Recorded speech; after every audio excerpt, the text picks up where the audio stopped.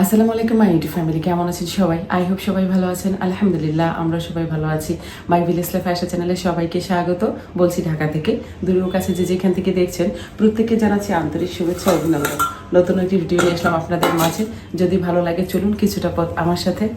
তো আমি এই যে পেঁয়াজগুলো কেটে নিব, এইগুলা আজকে অনেকটা দিন হলো যে ভাবতেছি আদা রসুন এগুলা রেডি করব, হচ্ছে না সময়।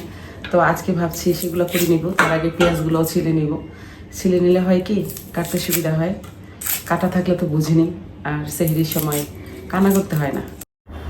সুন্দর একটি পাত্রে বিষ ঢালা আছে, সেখানে অনেক দুর্বল, আপনি শরীরটা খারাপ লাগছে, নিশ্চয়ই আপনি হাঁসের একটি ডিম খাবেন, ভালো হয়ে যাবেন। অবশ্যই আপনি সেই বিষের পাত্র থেকে বিষটা খাবেন না। তেমনই মনটা যখন আপনার খারাপ হয়, আপনি অনেক একা থাকছেন, কোনো ব্যাপার নেই, তবুও টক্সিন মানুষের থেকে একটু দূরে থাকবেন, অনেক ভালো থাকবেন। ইফতারিটা করার পর সবাই তো যার যার ঘরে চলে যায়, কিন্তু একজন গৃহিণী, তার কি আর যাওয়া সম্ভব? কখনই না। তার রাজ্যের চিন্তা মাথায়, কখন রাতের রান্না হবে। অনেকেই দিনের বেলায় রাতের রান্নাটা করে রাখেন, কিন্তু আমার আসলে সময় হয় না, তাই সেভাবে করতে হয় না। ম্যাক্সিমাম সময় আমার রাতেই রান্নাটা করতে হয়। যেহেতু সেহরি খাবো, তাই সেহরি সহই রান্নাটা একটু বাড়িয়ে করলাম। এই পর্যায়ে এসে চিচিঙ্গাটা ভাজি করব। তার মধ্যে তেলের মধ্যে একটু কাঁচামরিচ, পেঁয়াজ আর শুরুতেই লবণ দিয়ে বয়েল করে নিয়েছি চিচিঙ্গাটা। সেই বয়েল করা চিচিঙ্গা ঢেলে দিলাম। এবার হালকা একটু নাড়াচাড়া করে ধনিয়া পাতা দিয়ে দিব। বাস হয়ে গেল চিচিঙ্গা ভাজি। যেহেতু শুরুতেই বয়েল করা আছে, খুব একটা সময় লাগবে না, চট করেই হয়ে যায় এই ভাজিটা। এ পর্যায়ে একটু ধনিয়া পাতা দিয়ে দিলাম, যেন তরকারিতে ভালো একটা স্মেল আসে। মাই ইউটিউব ফ্যামিলি, পরাণের বন্ধুরা, আপনারা কেন ভুলে যান একটি লাইক দিতে? না কিপটামি করেন? প্লিজ একটি লাইক দিয়ে ভিডিওটি কন্টিনিউ করবেন। আপনাদের একটি লাইক আমার ভিডিওর ইমপ্রেশন বৃদ্ধি করবে, অনেক অজানা আপুদের কাছে আমার ভিডিওটি পৌঁছিয়ে দিবে। আপনারা কি চান না বলুন আমার চ্যানেলটা একটু গ্রো হোক? প্লিজ একটি লাইক দিয়ে কন্টিনিউ করবেন।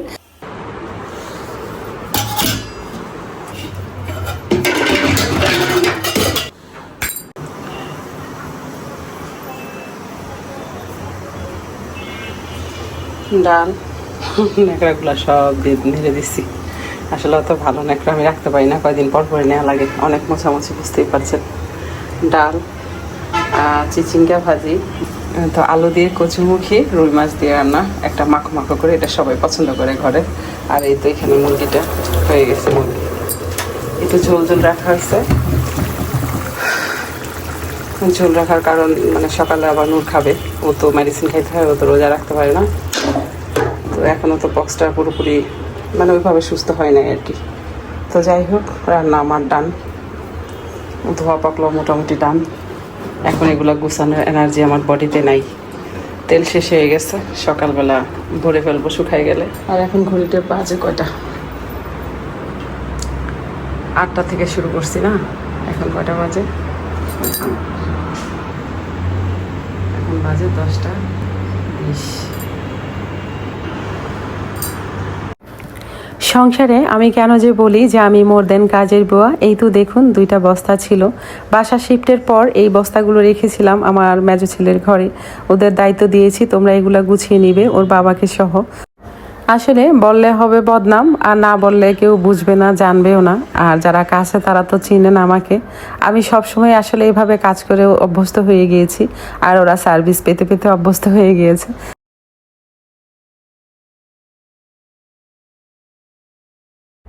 ঘুম থেকে উঠেই হয় যুদ্ধ।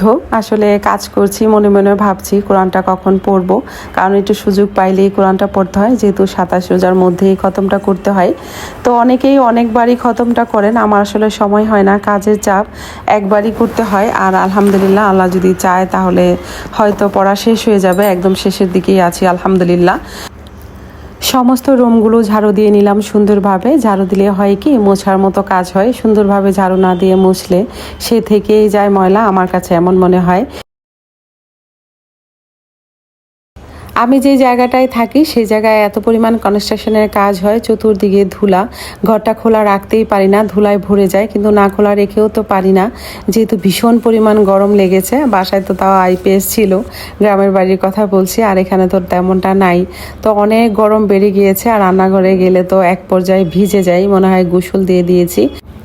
তো রমজান মাস এই তো চলে যাচ্ছে, আর বেশ কয়েকটা দিনই আছে। এর মধ্যে আমরা আমল করতে যেন ভুলে না যাই। যতই কাজ করি আমরা যেন সাথে সাথে আমল করি। এই সময় এই সুযোগ হয়তো আর জীবনে নাও পেতে পারি।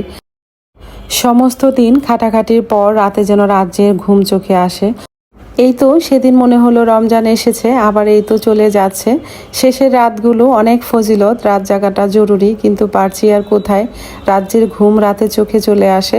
কোনো রকম অল্প একটু কোরআন পড়ি তাও, আর তার মধ্যে মনে হয় ঘুমায়ে যাই। শরীর এতটা ক্লান্ত থাকে, আসলে সমস্ত দিন তো কাজ হয়, সেই জন্যে কোনো একটি দিন এমন হয় না যেদিন স্কিপ যায় কাজের।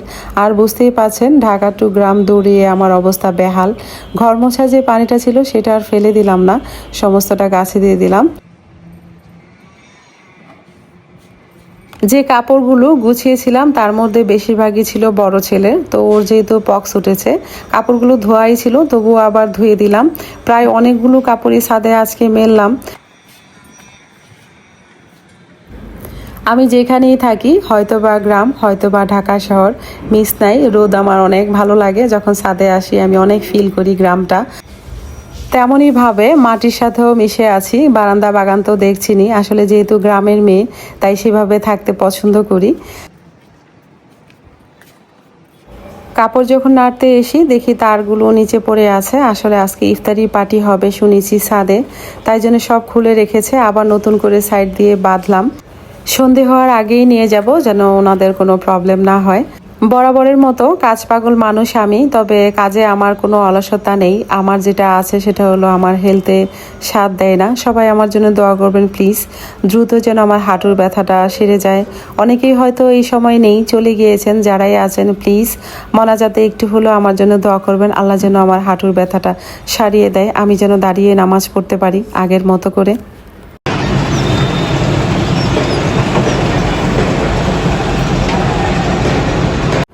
এই তো আমার চারিপাশেই কাজ চলতেছে। প্রত্যেকটা দিন সকাল হলে মাথাটা নষ্ট হয়ে যায়। মাঝে মাঝে রাতের বেলাও কাজ চলতে থাকে। এই সাউন্ড কি যে বলবো আপনাদের, মনে হয় না 1 বছরের মধ্যে এগুলা শেষ হবে সম্পূর্ণ। আর এভাবে যদি চলতে থাকে খুব একটা সময় হবে না পাবনা যেতে, এমনিতেই মাথায় প্রচুর চাপ, তার ওপর ঢাকা টু গ্রাম দৌড়াচ্ছি আর এভাবে কাজের পর কাজ করছি। যখন আপনি নিজেকে সুখী ভাববেন, নিজেকে সময় দিবেন, নিজেকে ভালোবাসবেন, ঠিক তখনই কাছের মানুষগুলো আস্তে আস্তে সরে যাবে।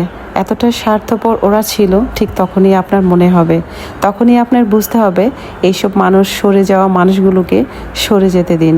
আঁকড়ে ধরে রাখবেন না। যা আপনার আছে তা থাকবে, যা আপনার নেই তা কখনোই থাকবে না। তরমুজ তুমি কাটছো? না কে কাটছো নুহরে? Thank you. কিন্তু গিট রয়েছে আর কি, নেক্সট টাইম এই যে কাটলে এই গিটটা রাখো না। আর এই যে নুদার মাখায়, ওর দায়িত্ব আছে। বেগুনি মাখাবা না? ও নুডের দিয়ে। ও শরবত তুমি বানাইছো? তাহলে ও শরবত, শরবত হলো মাইশামনির পাট, আর এই ফল কাটছে নুহর, মাখাইতেছে নুদার। আর নূর কি করে? না ঘুমায় না। ও খাবে নূর। নূর তো সবই রোজা রাখতেছে। আমি এখন কি করে আসলাম বল তাইলে?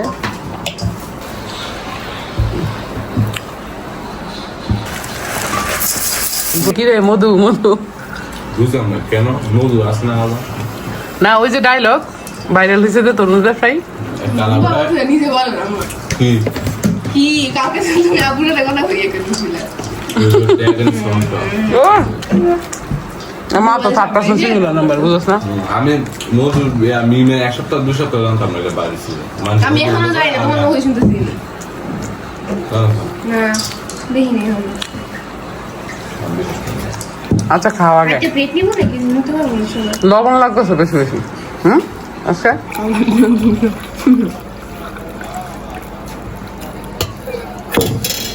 ছোট খালামণি বাসায় গেছি আজকে, তো খালামণি দিয়ে দিচ্ছে বিট্টু। বিসমিল্লাহ। তেমন ইয়ে না, ঠান্ডা দিয়ে খাইতে পারতেছি। তুই যেমন ছেলে করে। এক গ্লাস অফ পিওর শেষ। আসলে তেমন খারাপ না তো, তুমি বিশ্বাস হয় না যতটা খারাপ ভাবতেছো ততটা খারাপ না, ততটা খারাপ না। কি হ্যাং হয়ে গেছে দেখাস তো কি অবস্থা। গিলতে পারতেছো না? আর গিলে ফেল ঢং। তুমি দেখো বানাইছি আমি গন্ধ শুনি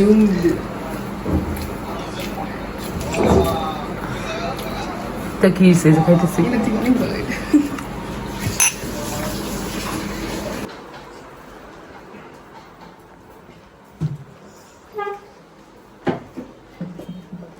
খাইলো নুরে, আরো আছে খাও। নুরের কাপড় চাপড়গুলো রেখে নেই। কিছু কাপড় রেখেছি বাইরে যেগুলো ও রেগুলার পরবে, আর বাকি সব লাকেসে ভরে রেখে দিব। ও যখন যাবে ওর বাসায় সাথে করে নিয়ে যাবে। বন্ধুরা, আমার ভিডিও যদি আপনাদের ভালো লেগে থাকে তাহলে অবশ্যই লাইক কমেন্ট শেয়ার করবেন, পাশে থাকা বেল আইকনটি ক্লিক করে দিবেন যেন নেক্সট ভিডিও পোস্ট করার সাথে সাথে নোটিফিকেশনটি পেয়ে যান। ভালো থাকবেন, সুস্থ থাকবেন, নিরাপদে থাকবেন, পরিবারকে সময় দিবেন, আর হ্যাঁ অবশ্যই পজিটিভ থাকবেন। আজকের মতো এখানেই রাখছি, দেখা হবে নতুন কোনো ভিডিওতে। আল্লাহ হাফেজ।